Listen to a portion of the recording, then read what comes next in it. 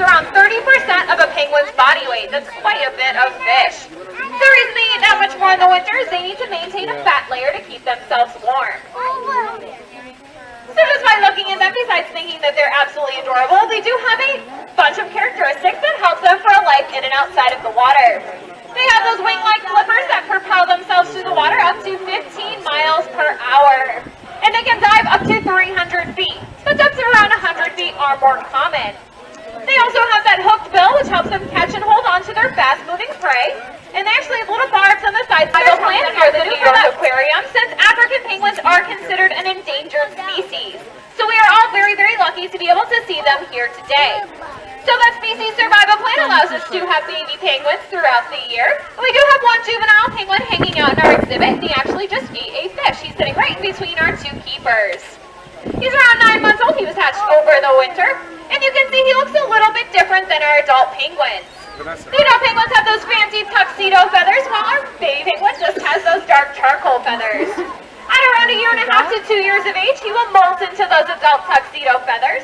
Molt takes place once a year, and it's a process in which penguins replace all of their feathers at once.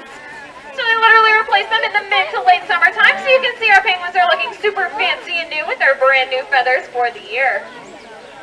It does take a lot of effort to take care of those feathers, so they do preen throughout the day quite often.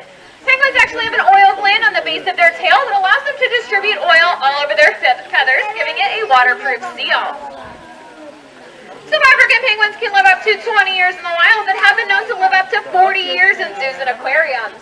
The reason for this longer life expectancy is that they have a steady source of food, we can offer them the best medical care, and of course there are no predators here at the New York Aquarium, just a couple of really annoying seagulls. Some predators in the wild of African penguins are great white sharks and Cape fur seals, and even human-introduced predators such as cats and dogs. But the biggest threat to wild African penguin populations is people, and all the things we are doing to our environment. One really big issue they are having is overfishing. So we are taking way too much fish out of our oceans and not leaving enough for the animals that live there to eat. The anchovy and sardine stocks off the coast of southern Africa have been hunted almost to depletion. So what can we do here in New York City? We can buy sustainable seafood. So any seafood buffs in the crowd, every time we go to a fish market or to a restaurant, we must only buy sustainable seafood. So in other words,